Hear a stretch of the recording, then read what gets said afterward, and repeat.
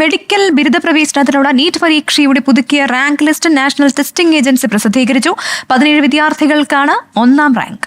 കണ്ണൂർ സ്വദേശി ശ്രീനന്ദ് ശർമിൾ ഒന്നാം സ്ഥാനത്തുള്ള ഏക മലയാളിയായി മാറി. ഏറ്റവും കൂടുതൽ ഒന്നാം റാങ്കുകാർ രാജസ്ഥാനിൽ നിന്നാണ്. സുപ്രീം കോടതി നിർദ്ദേശത്തെ തുടർന്ന് തെറ്റായ ചോദ്യങ്ങൾക്ക് നൽകിയ അധിക മാർക്ക് കുറച്ച ശേഷമുള്ള ഫലമാണിന്ന് പ്രസിദ്ധീകരിച്ചത്. നീറ്റ് UG ഔദ്യോഗിക വെബ്സൈറ്റിൽ ഫലം ലഭ്യമാകും. നീറ്റ് UG കൗൺസിലിംഗിന്റെ സമയക്രമവും ഉടൻ പ്രഖ്യാപിക്കുമെന്ന് NTA അറിയിച്ചിട്ടുണ്ട്.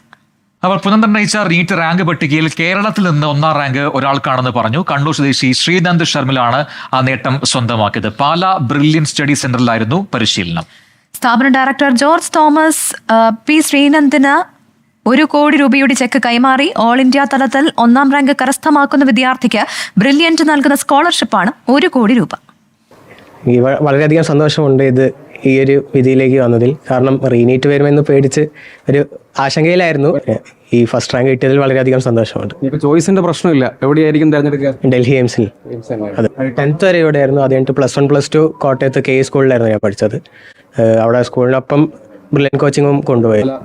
സംബന്ധമായ വാർത്തകളും അപ്ഡേഷനുകളും ഏറ്റവും വേഗം ആധികാരികമായി അറിയാൻ ബ്രില്യൻ സ്റ്റഡി സെന്റർ പാല യൂട്യൂബ് ചാനൽ സബ്സ്ക്രൈബ് ചെയ്യുക. ബെൽ ഐക്കൺ അമർത്തുക. ഈ വീഡിയോ മറ്റ് സുഹൃത്തുക്കളിലേക്കും ഷെയർ ചെയ്ത് നൽകുക.